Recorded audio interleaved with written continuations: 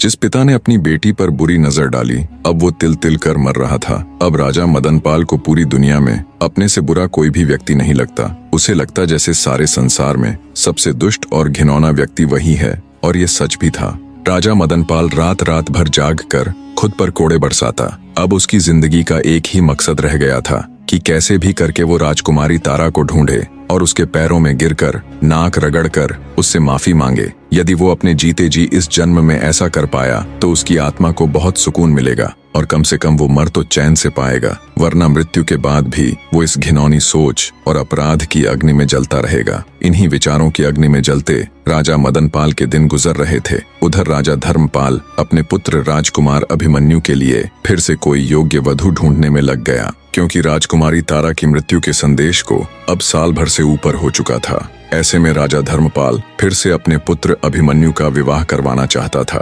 राजकुमार अभिमन्यु को जब ये खबर मिली तो वो अपने पिता राजा धर्मपाल के पास जाता है और कहता है, माफ कीजिएगा पिताजी, पर हर इंसान के जीवन में शादी और प्रेम केवल एक ही बार होता है और मेरे जीवन में वो हो चुका है। भले ही मैंने राजकुमारी तारावती के साथ समय व्यतीत न किया हो, पर मेरा प्रेम तो उसी से है। मुझ में ही कोई दोष होगा, तभी तो वो मुझे छोड़कर चली गई। और इस बात की क्या प्रतिभूति है कि मेरे दूसरे विवाह के पश्चात मेरी दूसरी पत्नी जिंदा रहेगी। तो हे पिताश्री, मैं अब दूसरी शादी नहीं करूंगा। पर राजा धर्मपाल के ऊपर राजकुमार की बातों का कोई फर्क नहीं पड़ा। उसने अपनी तलाश जारी रखी। जब ये बात उड़ते उड़ते राजकुमारी तारा के कानों तक पहुंची कि उसका पति उससे इतना प्रेम करता है कि वो अब दूसरा विवाह तक नहीं करना चाहता, तो वो भाव विभोर हो उठी। उसकी आंखों से अश्रु बह निकले। उसका मन कर रहा था कि वो अभी भागी भागी अभिमन्यु के पास जाए और उससे लिपटकर अपनी सारी व्यथा उसे कह सुनाए। पर किस मुंह से वो अपनी आप बीती राजकुमार अभिमन्यु के सामने बताए?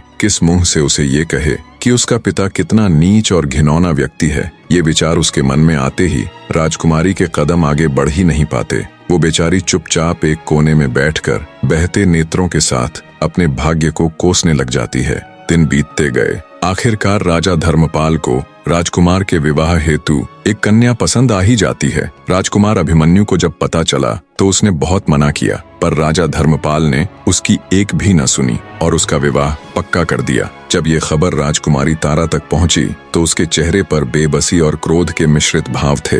राजकुमारी तारावती ने निश्चय किया कि चाहे कुछ भी हो जाए, चाहे उसे कुछ भी करना पड़े, वो राजकुमार अभिमन्यु का विवाह अन्य किसी दूसरी स्त्री के साथ नहीं होने देगी। बने रहे।